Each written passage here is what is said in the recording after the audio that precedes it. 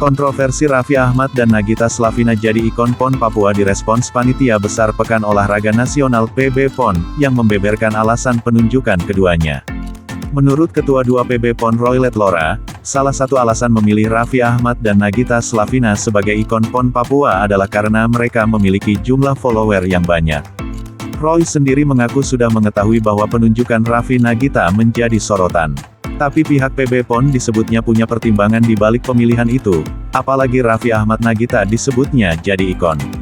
Sedangkan predikat Duta Diemban Boas Solosa, sebenarnya kami pilih Raffi dan Nagita itu untuk tujuan sosialisasi. Sementara yang menjadi Duta PON itu ialah Boas Solosa. Kami menunjuk Boas karena dia merupakan representasi Papua sebagai tuan rumah, kata Roy kepada Detik Sport, Sabtu, tanggal 5 Juni tahun 2021. Pemilihan Boas, sebut Roy, juga melalui tahapan seleksi. Tapi akhirnya Boas terpilih karena dinilai sebagai putra daerah yang memiliki prestasi bagus dan kehidupan sosial yang baik. Sedangkan Raffi, tadinya hanya Raffi saja. Tapi kemudian dipaketkan dengan Nagita Slavina. Itu pun dengan tahapan seleksi juga. Kami mencari yang memiliki follower banyak dan punya kapasitas untuk kami pakai sebagai influencer yang bertugas menyosialisasikan PON dalam waktu singkat ini, dia menjelaskan.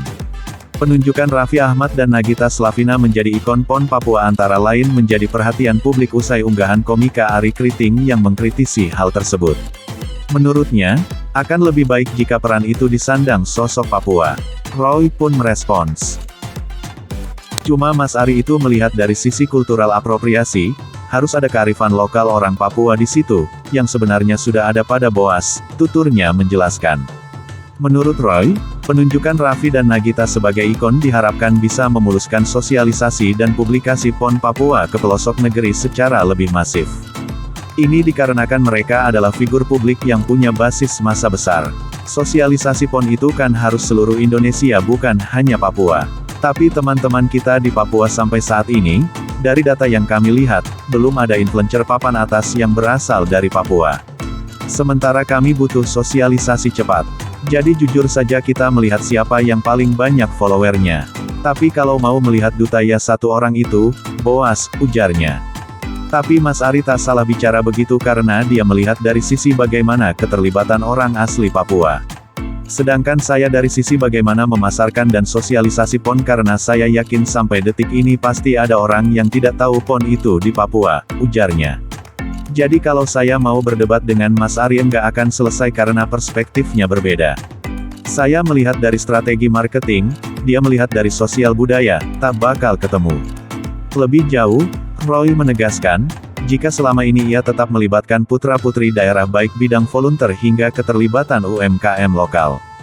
Volunteer semua prioritas orang asli Papua, pengamanan pun kami libatkan pemuda-pemuda yang ada, berikutnya untuk souvenir atau merchandise itu wajib yang dibuat oleh UMKM orang Papua, sebut Roy.